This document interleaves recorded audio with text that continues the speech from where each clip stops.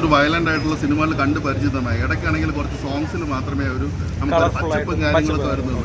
പിന്നെ അതിനകത്ത് കാരണം ഇടയ്ക്കുള്ള ഒരു കളർ ഗ്രേഡിങ് ഭയങ്കര, അത് നമുക്ക് ബ്ലഡ് ടോൺ എടുത്ത് കറക്റ്റായി കാണിക്കാൻ വേണ്ടിയിട്ടുള്ള രീതിയിലുള്ള ഒരു കളർ ഗ്രേഡിങ് അവർ ചെയ്തിട്ടുണ്ടായിരുന്നു. എനിക്ക് അതിനെപ്പറ്റി കൂടുതൽ ടെക്നിക്കലായിട്ട് പറയാൻ പറ്റത്തില്ല.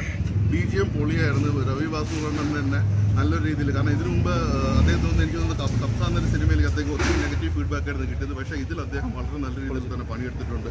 പിന്നെ പാട്ട് നമുക്ക് ഓൾറെഡി നമ്മൾ വൈറലായിരുന്നു പാട്ടുകൾ. മേക്കിംഗ് ക്വാളിറ്റി, അദ്ദേഹത്തിൻ്റെ മറ്റ് സിനിമകൾ മിഖായലൊക്കെ എടുത്ത് വെച്ച് നോക്കുമ്പോഴത്തേക്കും, മാർക്കോ എന്നൊക്കെ പറയുമ്പോഴത്തേക്കും ഒരു ഡയറക്ടർ എന്ന രീതിയിൽ അദ്ദേഹം വളരെ രീതിയിൽ അഡ്വാൻസ്ഡ് ആയിട്ടുണ്ട്. മേക്കിംഗ് ക്വാളിറ്റി എല്ലാം വളരെ ഗുഡമാണ്.